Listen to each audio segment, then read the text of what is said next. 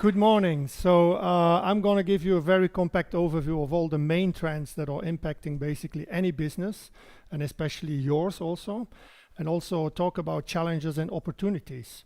So I've been working in mobile since 99.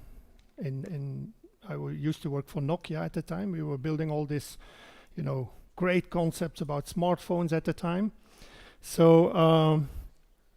The first slide I want to show is this quote from Bill Gates. Yeah, this slide keeps coming back in all my presentations, basically, because we always overestimate what's going to come in the next 2 or 3 years, and then we totally underestimate what's coming in the next 10.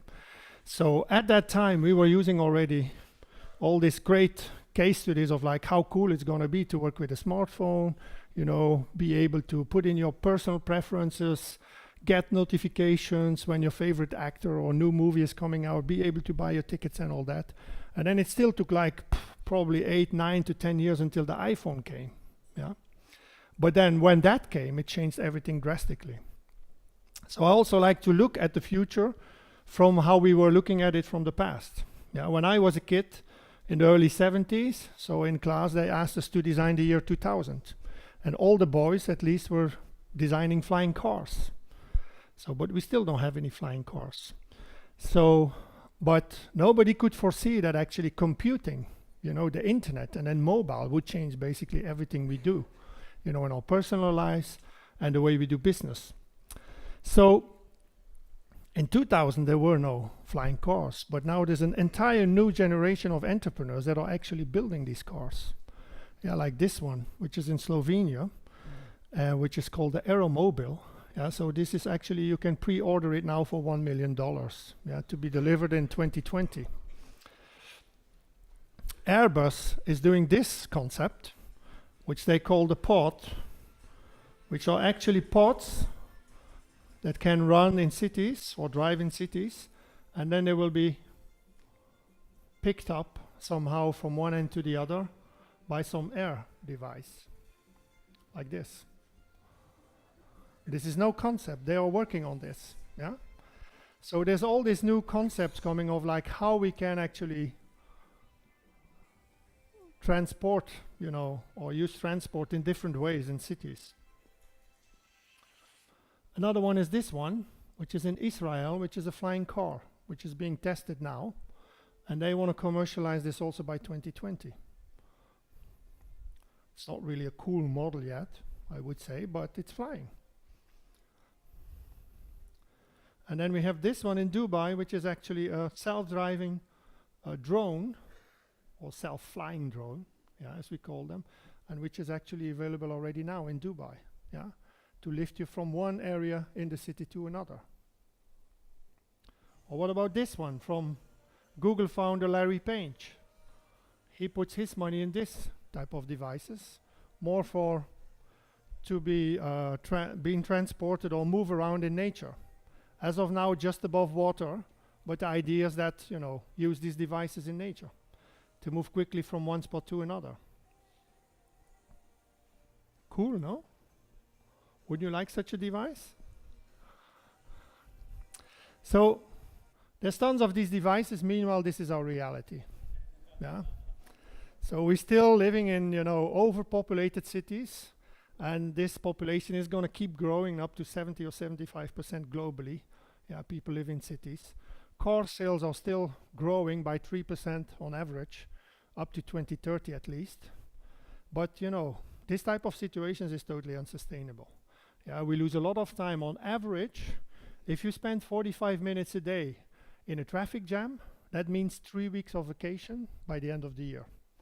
So think about it, how we spend our time.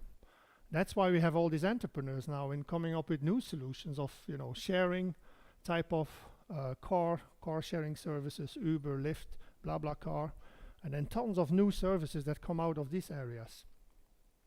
At the same time, it's super polluting. Yeah, this report came out yesterday.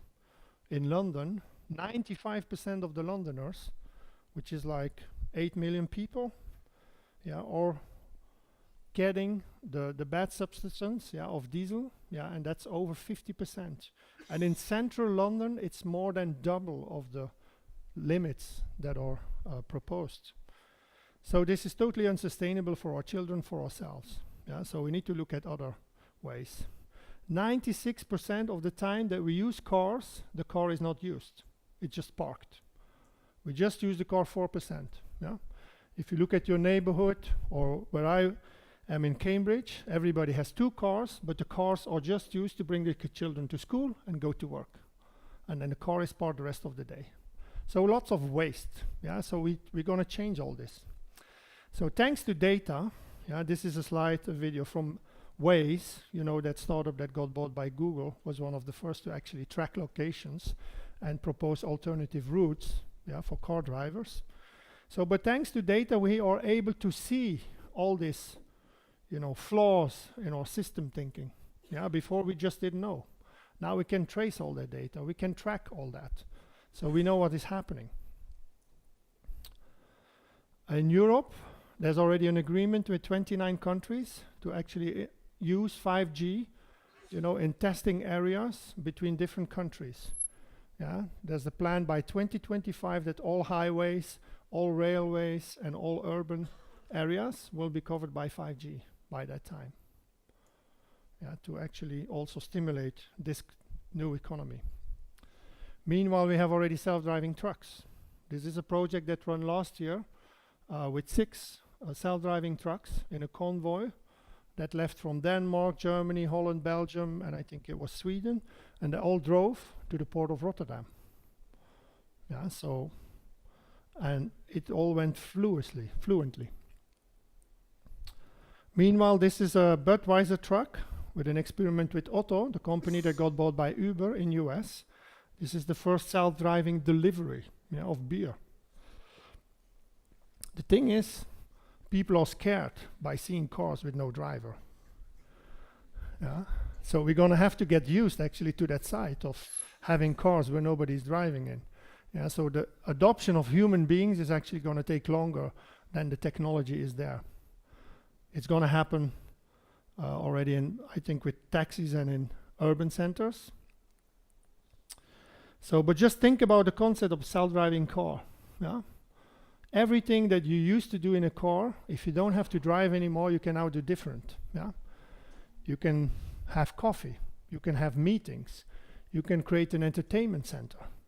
There's entire new concepts now popping up of just thinking about the concept of self-driving cars. It's also going to disrupt entire other industries. Yeah? Parking spaces, for example. Do you know that parking space is 1/3 of space in cities, in big cities, is taken by parking lots? Yeah, so all this space is going to become available to do new housing spaces or other projects.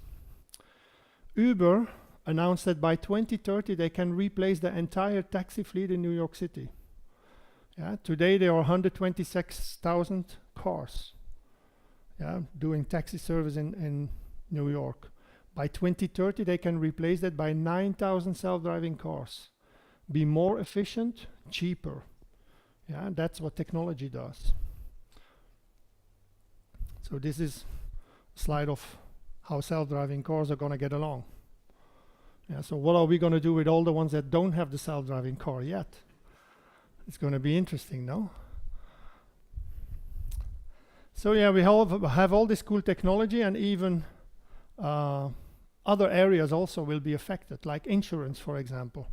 This is a video from Faurecia, which is one of the top 3 providers of seats in cars. Yeah, so they actually installed the seat full of sensors, so you can actually track heartbeats, they can track temperature, they can track your breathing, and so they can actually track when there's stress, when you're in a stress situation.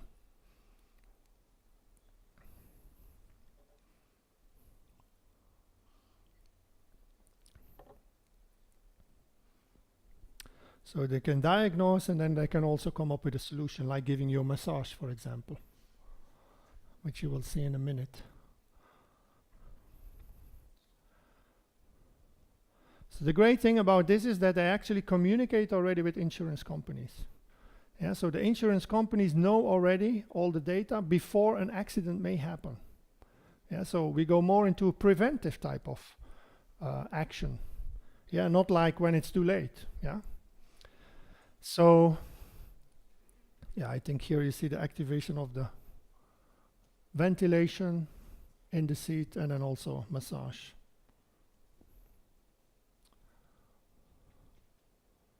Anyway, so I'm going to keep going. So at the same time, these industries are also disrupted, yeah, like insurance. Tesla is now offering a lifetime car insurance when you buy the Tesla. Yeah, so what is happening to the insurance companies? Yeah, so they are so sure about their technology that actually they know what type of insurance they can offer for a lifetime. Yeah, and also the changing parts of cars are a lot more solid than they used to be. So many change happens gradually, then suddenly. I sat in my first self-driving car in 2011 in Singularity University in NASA. And when I came back to Europe at that time, and I told them I sat in a self-driving car, all my friends who were well connected told me, "Oh my God, that's not possible." And I'm like, yeah, I sat in a self-driving car. And now only 5 years later, or 6 years later, 30 of the biggest car manufacturers are using this technology. Yeah, so before, the future used to be something like in 10 or 20 years or 30 years. Now the future is coming closer all the time. Yeah, so in 5 years' time, this type of technology, yeah, which is not just software but also hardware like cars, yeah, are coming to, you know, mass market. Think about artificial intelligence. 2 years ago, nobody knew about this except in universities and the geeks. Now every CEO wants to buy an artificial intelligence company. Let's look at some other trends. Yeah? So if you think it's going fast now, it's going to keep going faster because that's what technology does. This is the D-Wave quantum computer from Google, yeah, which is going to go 1,000,000 times faster than the fastest computer available today. This is probably coming to market in 2 or 3 years. They're already testing it heavily. This is the Motorboat from Yamaha, yeah, which is testing the GP1 riders. Yeah, but actually they test the device and to spare the riders to perform on Sunday. And apparently they have better performances than the rider itself. This is all about robotic. Yeah, so we can 3D print skin now. Yeah, we can create humanoids, what we call them. Yeah, with technology inside. So this is going a lot faster also. This is the first operating humanoid receptionist, which started last year in September in Toshiba in Seoul, in South Korea. She can do everything that a normal receptionist does. She can take commands, she can explain. And the people love it. New materials, new technologies are coming, like photonics, most of you know. Yeah, which Intel is experimenting now at speeds of 50 gigabits per second. Yeah, this technology is not is laser driven, so it may change entirely everything also. Graphene, yeah, most of you heard about, is a material that is lighter than steel, yeah, but it's 100 times stronger, and it can also transmit heat and light. It's used on many new type of applications, especially in solar also. Yeah, so they can coat windows with graphene, transparent graphene, and they can generate solar energy. Even solar panels coated with graphene can generate electricity while it's raining. So there's tons of new applications with these type of materials you need to look into. Neuroscience, we know more about our intel in the brain and how it functions than ever before. Let's do a little interaction. For example, who thinks that you have a body? Or then who thinks that you are a body? So let's do the first one. Who of you thinks you have a body? Who thinks of you think that you are a body? You see, the majority of people is still living in the 17th century. Cogito ergo sum, yeah, Descartes, who said like, I think, therefore I am. And basically our entire thinking system is based on that principle, the rationale, going into science, going into facts. However, now we know through neuroscience that our whole body is interconnected. All our body cells are interconnected to our brain. Everything we do, everything we feel, our emotions, it's all connected. That's why we feel pain when we are stressed. or things like that. So our whole system thinking is still based on an old concept that is not working any longer now. So we need to think entirely different about the future. The problem is that many of the companies are still thinking like they used to be in the old industrial revolutions, while now we have entire new things. Yeah, there's entirely new paradigms, there's entirely new players, there's entirely new business models. So we need to act new, not with the old paradigms. DNA, yeah, gene CRISPR. We can edit DNA. We can create new human beings that will be disease-free. Yeah, what type of ethical considerations are going to happen? There's lots of gene therapies now. Actually, I have one of my friends who survived from a cancer with a gene therapy, and the results are amazing. He's hopping around like he's in his 20s. Yeah, entirely new regeneration of cells. So there's lots of new technologies, especially in health, also that are going to change the way we heal ourselves. So a child of today, born today, is estimated to live for an average of 142 years old. What is this going to do to society? Yeah. So we're going to live longer, children are going to live longer, we need to rethink our entire societies. Meanwhile, we have the rise of the centenarians. Yeah. I'm 56, I feel like 35, you know? So the older we get, the younger we feel. Yeah, so because we have a lot more ways of figuring out how to be happy, how to live happy lives, yeah, how to take care of our bodies. Yeah. By the way, this is my favorite yoga teacher. Yeah.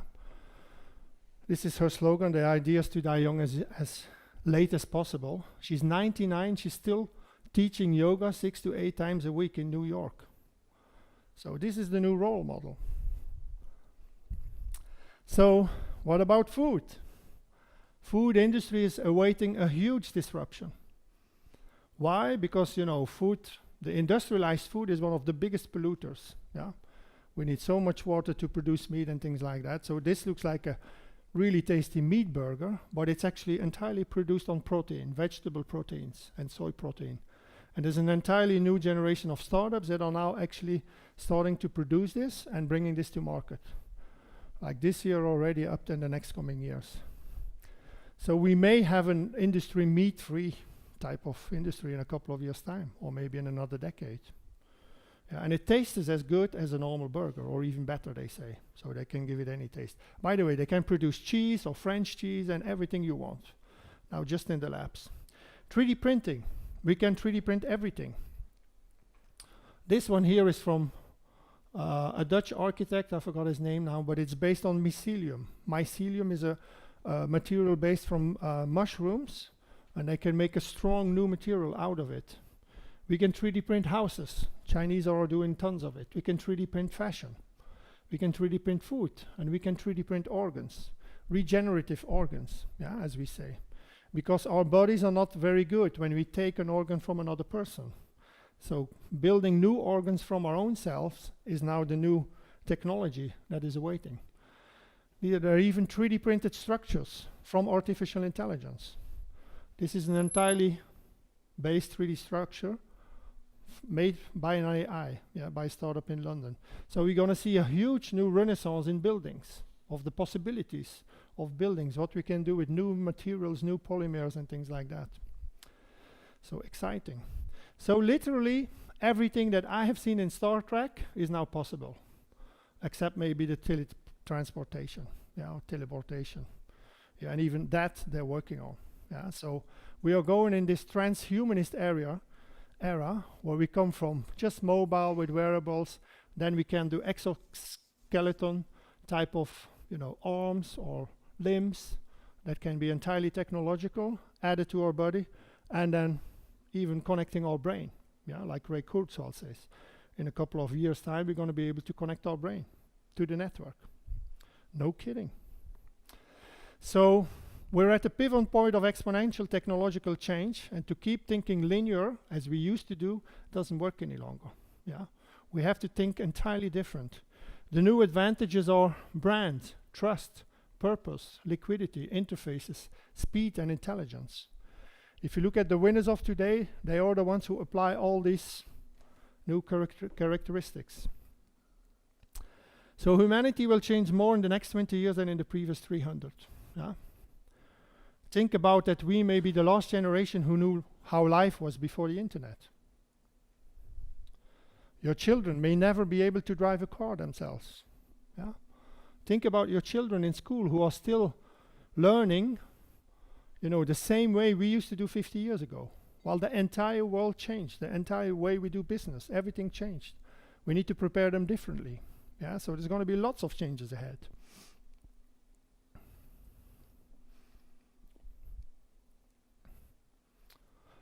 So mega shifts. Yeah, so these are 10 of what we call the mega shifts, yeah, which are huge opportunities but also challenges. Yeah, they affect any business. Yeah. From digitization, mobilization, personalization to virtualization and robotization. Yeah. All these areas are affecting your business.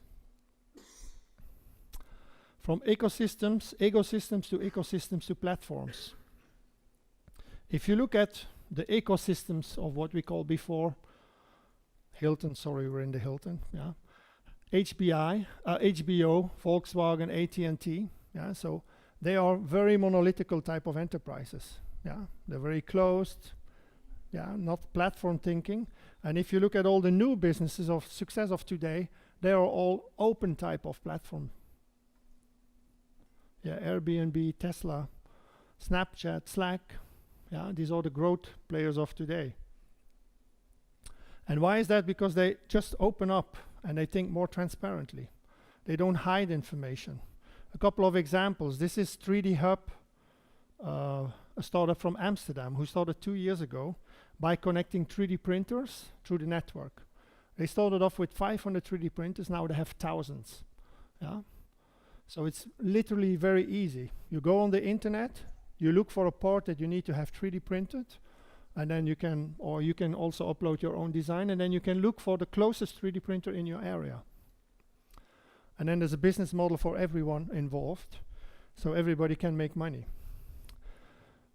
This company is like 2 years old and is valuated already like very strongly because it's platform. They don't own anything, yeah?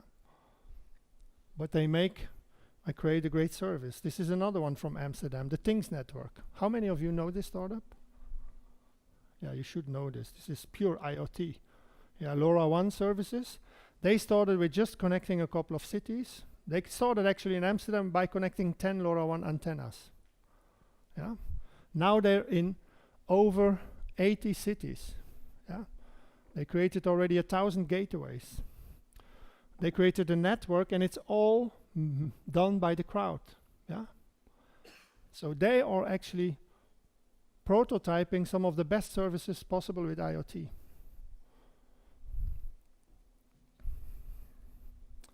Follow these startups. Yeah. Actually, I was mistaken. It's 400 cities there are now in 80 countries, more than 80 countries. Yeah, so and this is only in 2 years' time. This is how fast it goes. Another example is this from Barcelona, where they created an entirely self-sufficient ecosystem by connecting all the players, yeah, in the makerspace in one area. So they can produce only what is needed in the area. So they don't need any, trucks driving around any longer, polluting more, yeah, or driving water around. No, they can create their own water, and they have everything that is needed from food, fabrication, energy, materials in that area, which is the Poblenou area in Barcelona, if you know Barcelona. So these are models of ecosystem building of the future.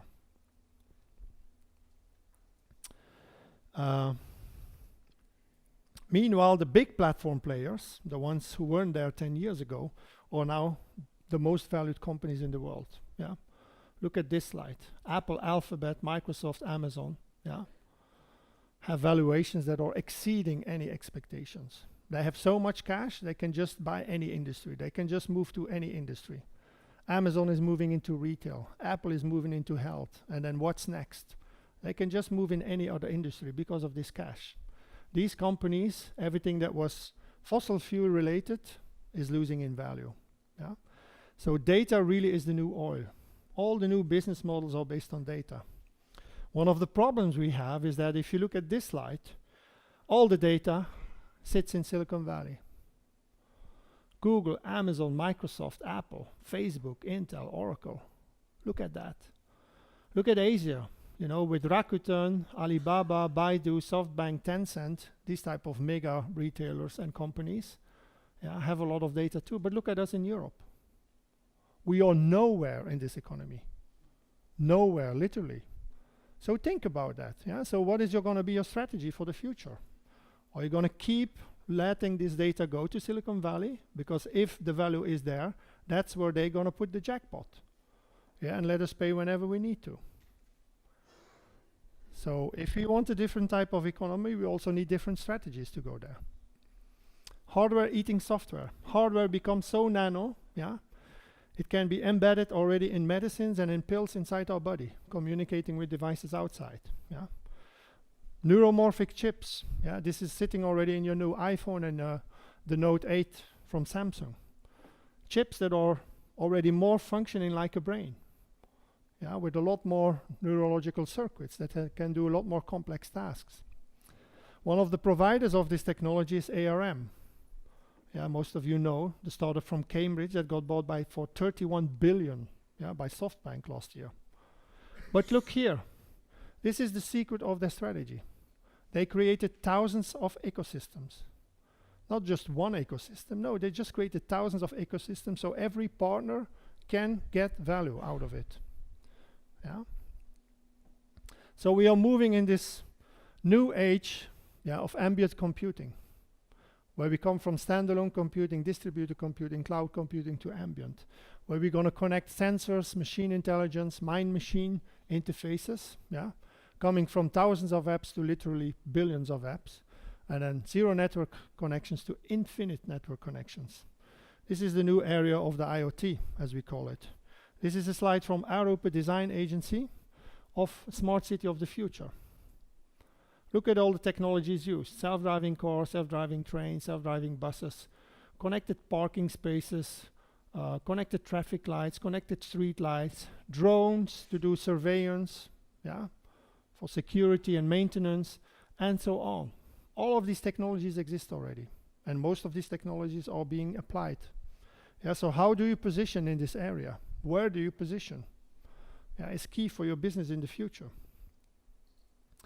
This is a slide from Libelium, a startup in Spain that is providing sensors, and you can see all the areas, yeah, that you can actually track things with data. From air pollution to, you know, smartphone detection, traffic congestion, to smart metering, waste management, water quality, and things like that. Yeah?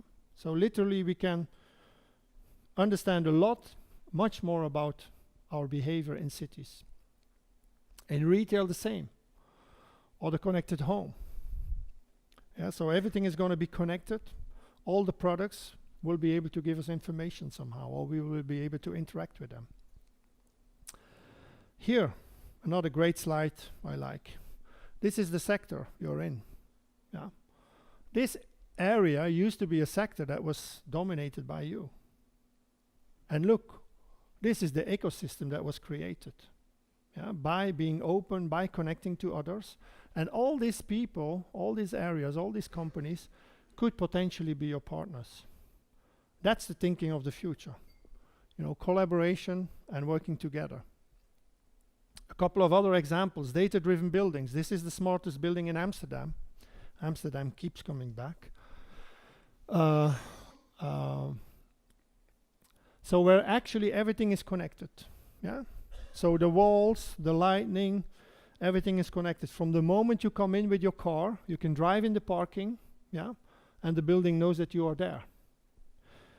All your timing and your planning inside the building, whether you have personal time to work, whether you have one-to-one meetings, whether you have group meetings, all the areas in the building are adapted to your needs. Yeah, and there's shared agendas where you can adapt everything. You can adapt lighting, you can adapt temperature, windows or solar, or the building is solar proofed also. And also they recuperate water. Yeah, so it's a very sustainable building. These are the new type of buildings that we will see more and more. Anything that can be digitized or automated will be. Yeah, so we come from the first industrial revolution, second and third. We are now in this fourth industrial revolution, or also called Industry 4.0, where we're going to connect cyber-physical systems. A couple of examples. This is in the plant of Tesla. Hardly any humans to spot. Everything is automized. This is not new, and this has been going on for 2-3 decades already in the car industry. This is another example from Alibaba. Yeah, where these type of robots, they can carry 500 kilo, yeah, or doing all the work. And they cut the work of 70% of the human labor in this factory.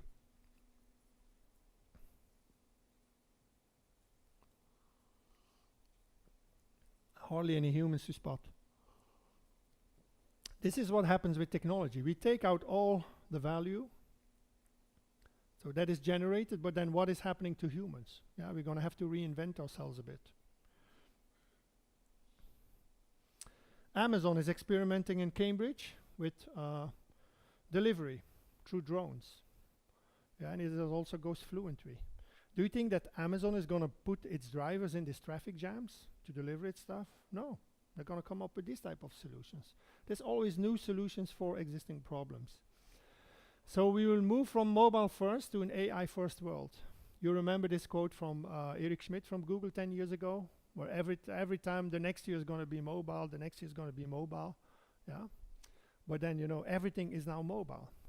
So artificial intelligence is probably the next, you know, most disruptive technology, yeah, because it affects every business.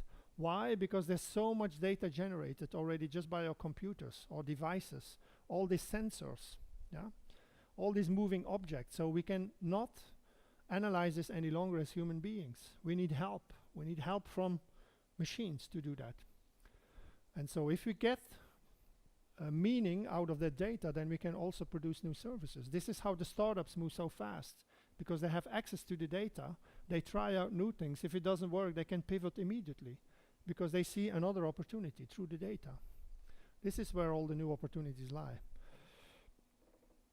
So everything that's going, you know, in this area, from consumer behavior to statistical models, communication, decision making, predicting behavior, yeah, of consumers, visualization, scoring, patterns, machine learning, all these areas are done with machine learning and AI. This is a slide, for example, how Facebook uses AI, you know, on your personal data. This is all they know about your behavior, how you behave, and then this is what they take out of it. Your demographics, age, gender, relationship status, location. But then psychographics, you know, big five personality, intelligence, life satisfaction, political views, religious views, sexuality, profession, risk, prosperity. So all this data they know. Yeah, so they know more probably about ourselves than we do sometimes, just by the data we give them, we feed those companies. So digital assistants, cognitive agents, yeah, the chatbots that you heard about, yeah, it's also coming out of AI. So all this is actually happening in the areas of the text messaging applications. Yeah, if you look at all these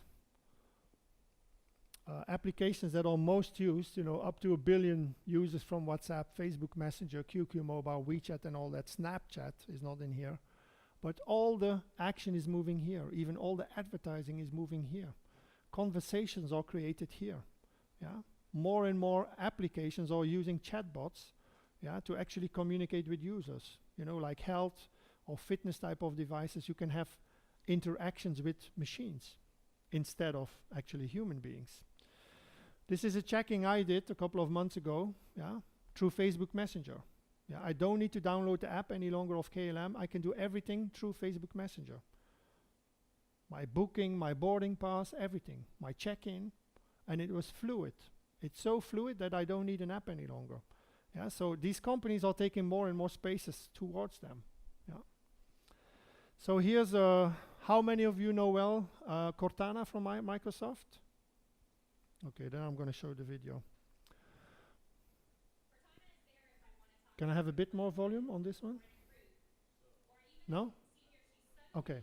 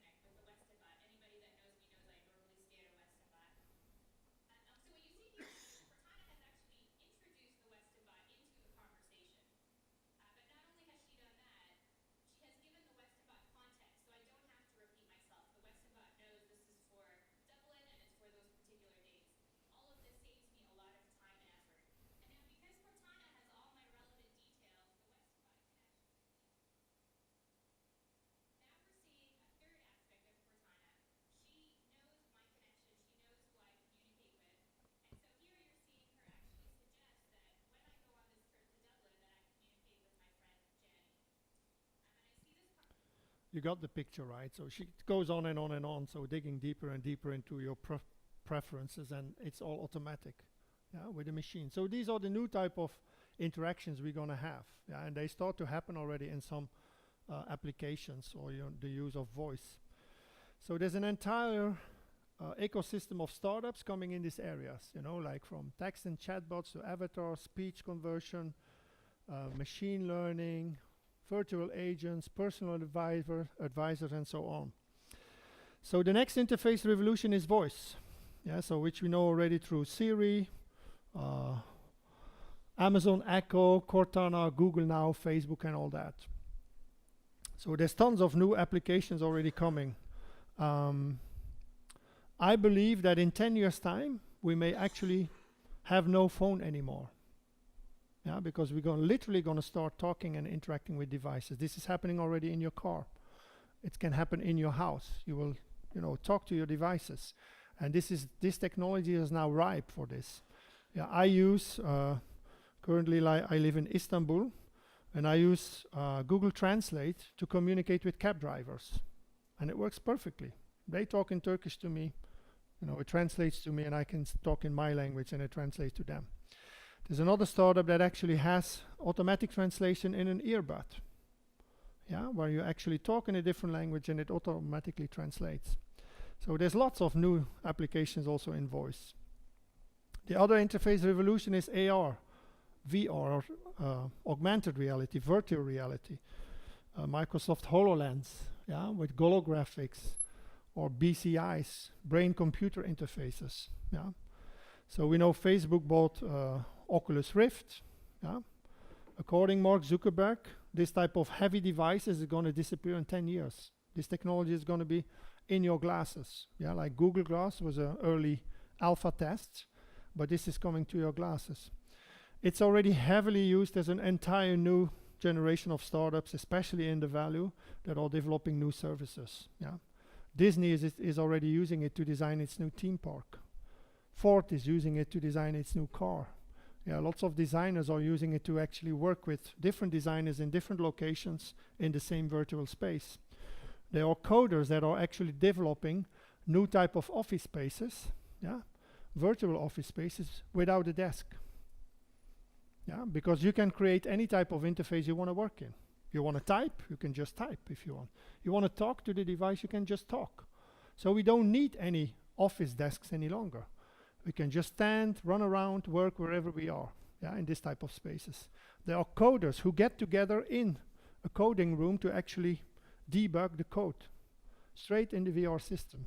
So huge potentials in these areas. And also, how do you position in this area? Yeah, the blockchain, yeah, already talked about by my colleague before. Yeah, so I call it the trust layer on the internet.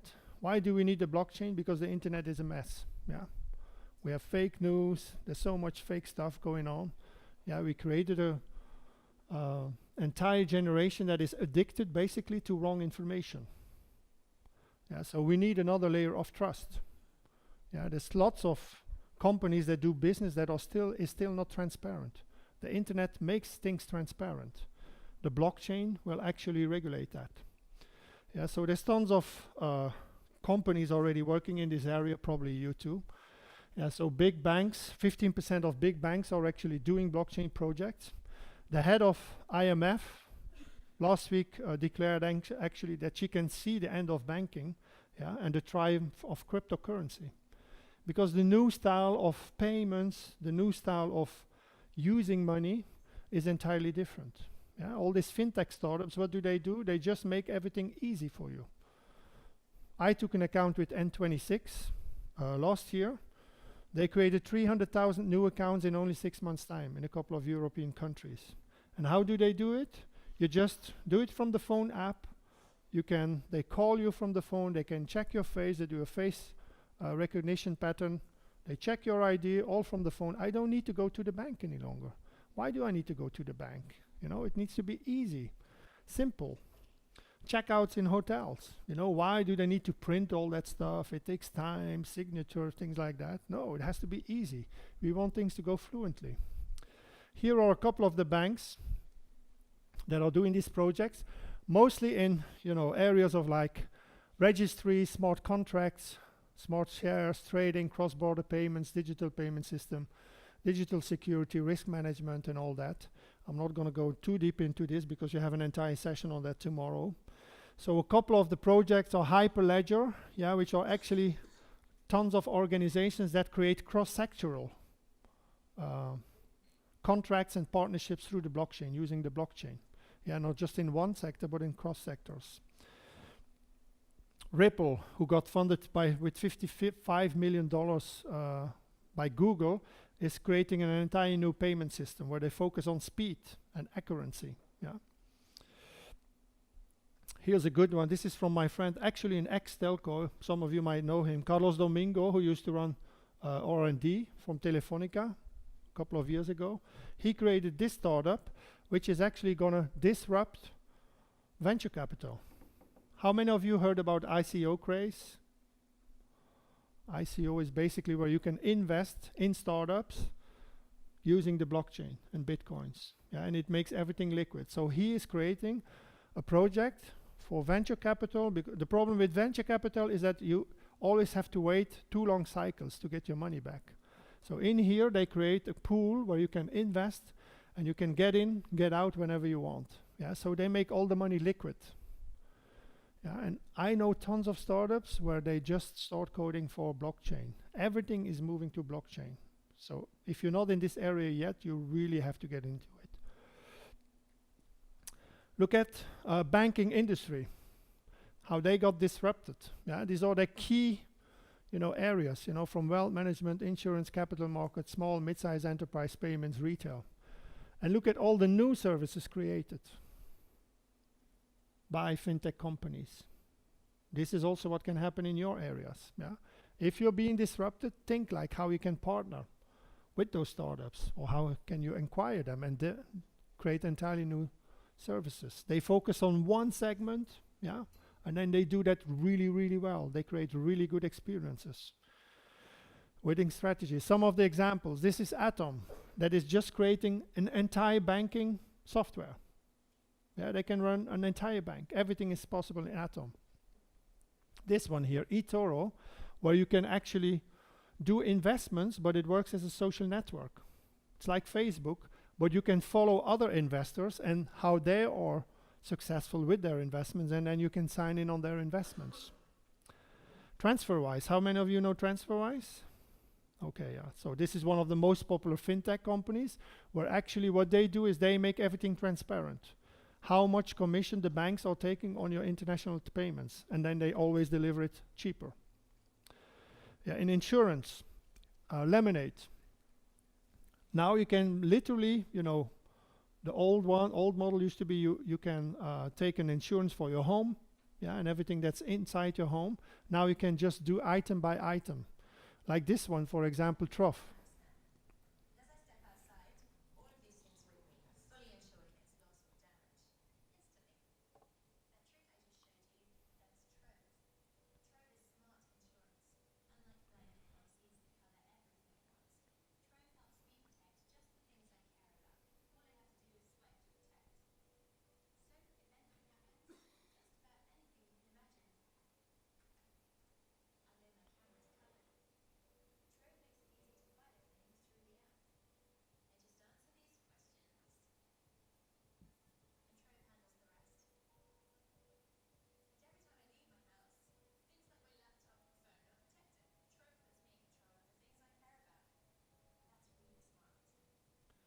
So this is what they do, right? Make everything as easy as possible.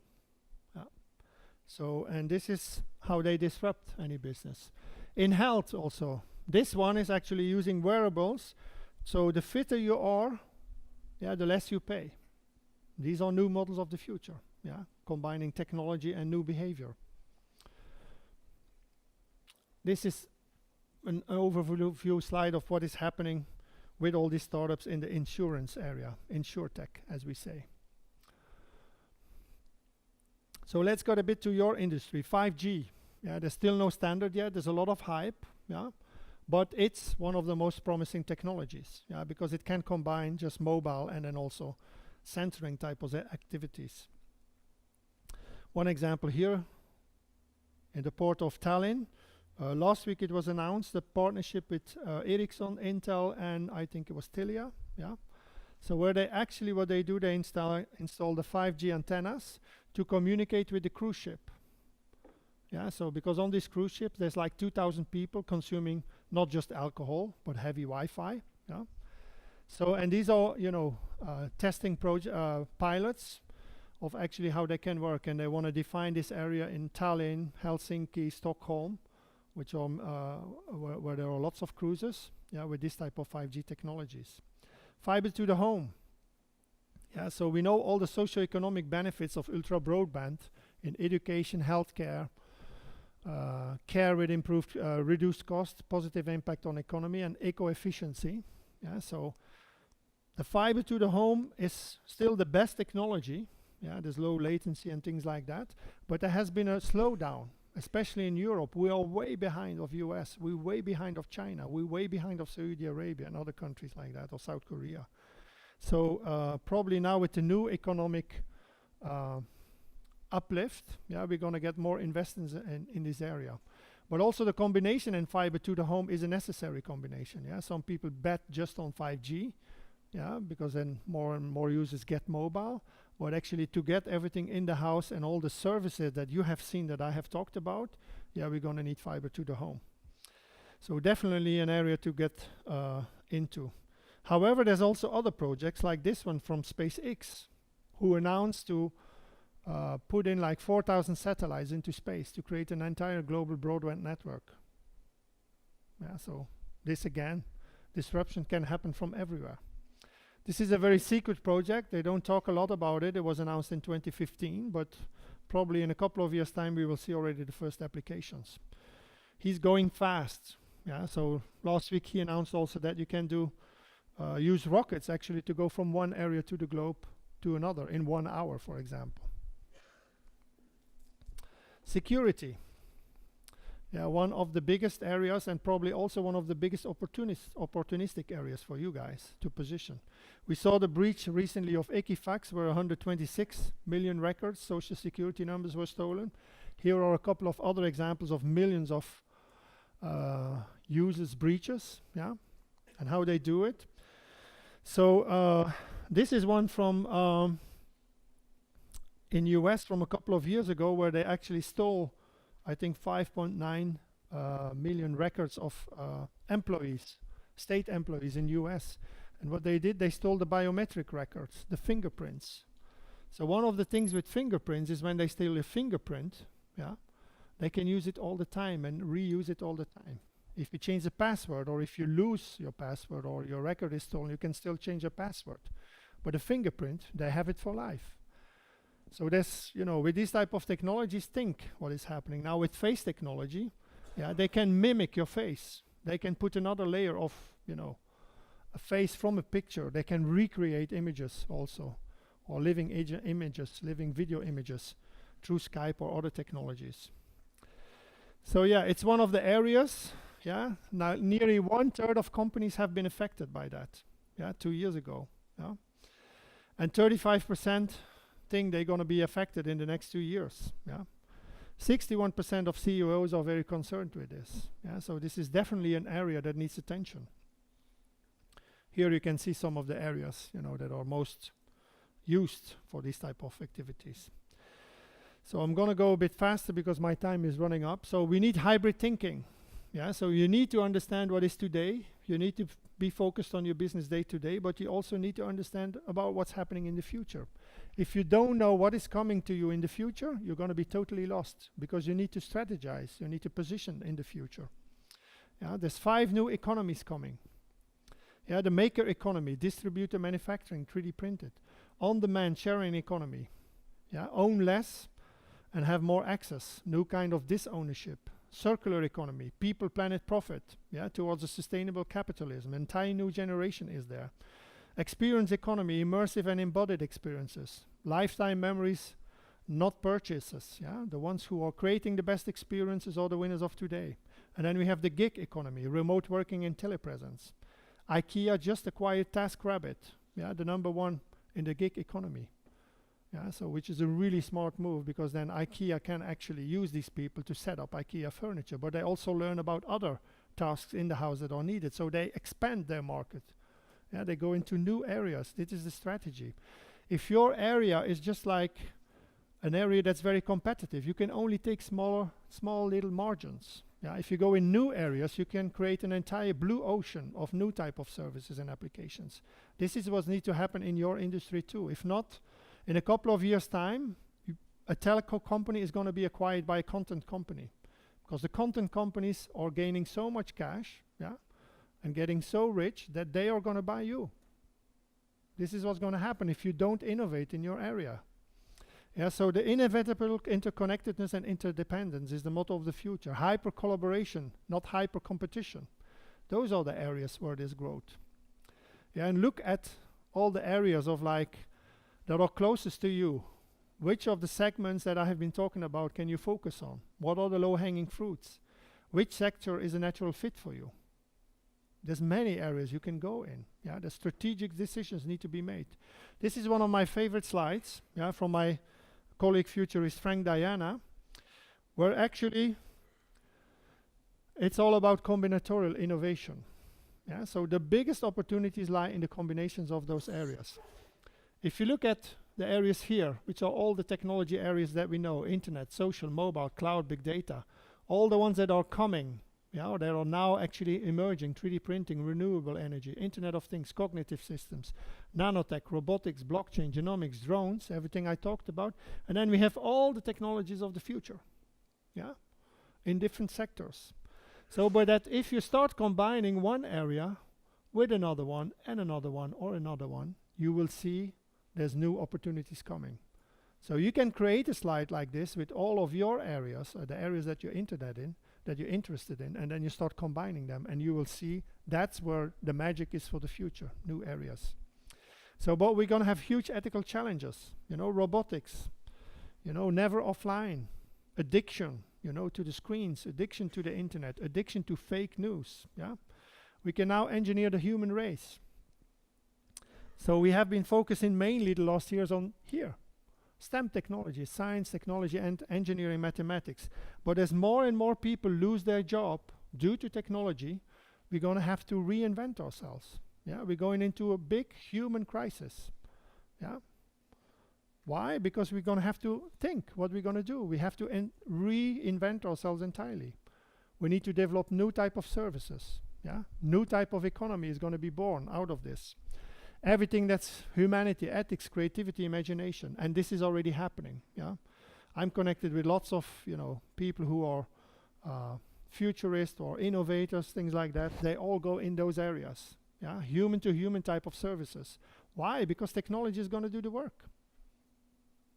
Yeah, so we need to think. This is a slide from World Economic Forum. Yeah, from the jobs that will be required in 2020. They are all human related. Critical thinking, creativity, emotional intelligence, judgments, decision-making, cognitive flexibility. These are all the areas that robots or AI cannot do yet.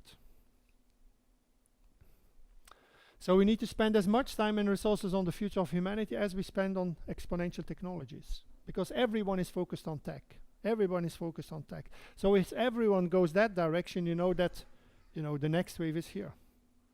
This is what you need to think about. Yeah, keep in mind that technology is exponential and we are linear. Technological is going faster and faster, is speeding up, is doubling up every year. Yeah, the Moore's law. However, we cannot speed up ourselves too much unless we augment ourselves. Yeah. So anything that cannot be digitized and automated will increase in value. Yeah, and there's already an entire new generation.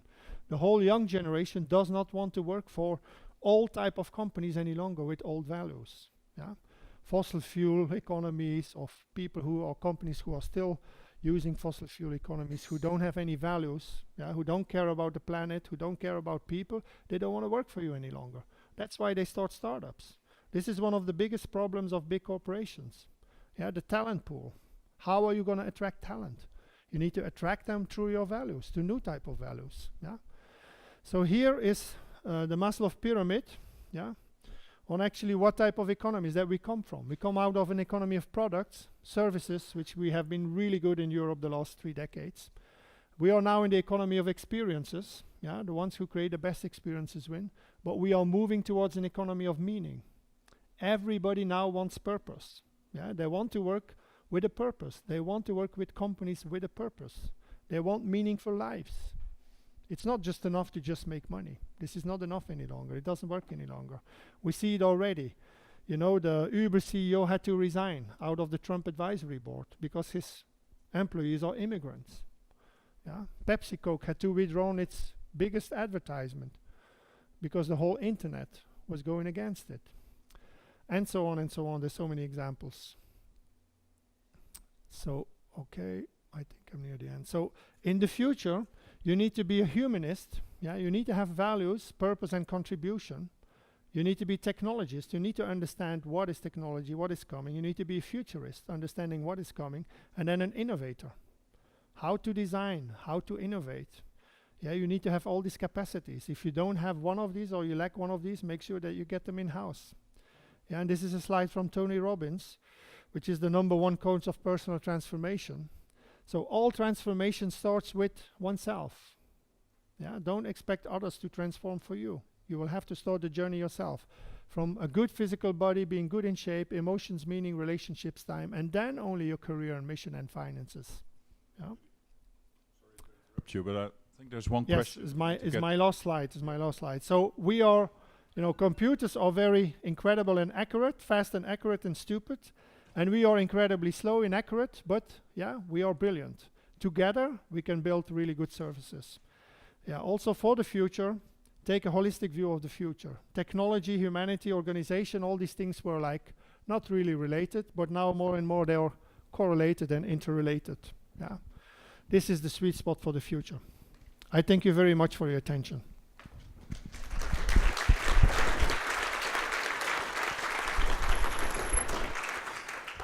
I think we got one question through the app. Do we have time for questions? Yeah, okay. We have one question, and I think the question was asked in the beginning because you touched upon the question later on, but I think in the beginning some people were quite scared. Do we have to look for another job, sell our companies? Because we saw that, okay, there are a lot of new players. So the future of telecommunications, what is the main priority for the telecom sector, and how can we keep value in our sector? I think you touched the word, it's about value, right? So I think connectivity is the core of your business, so you have to keep innovating in that area, yeah? And you have to stay there. But I think on top of what has been the recent years, one of the biggest challenges is like how you create value. Yeah, and if you look at all these examples, it's because they all create value in very specific areas.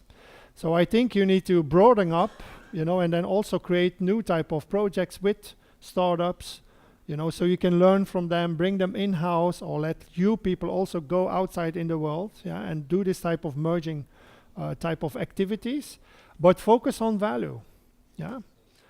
Think about learning also, you know, continuous learning is one of the key things that we will need, yeah. So everybody has been focusing on like, okay, data, we need to sell more data, However, you know, what is happening to our children?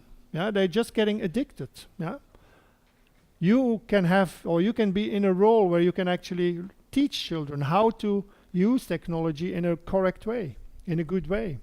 Yeah, what about elderly, you know, families, things like that? There are huge opportunities in learning. Yeah, how do you learn? How do you behave with technology? What's the correct way to work with technology? So there are tons of areas where you can innovate actually. So I am very hopeful for the future, because if you think also that, I have another slide, I didn't show it today. You know, the last 20 years of my careers, I did like 20 different jobs or job titles, which did not exist 20 years ago. Yeah, so I'm very hopeful because we also keep reinventing ourselves. Yeah, but you have to have an open mindset. Yeah, so. Okay, thank you for your answer, Rudy. I think you gave us a great insight in things are happening and will be happening. So that's great to hear.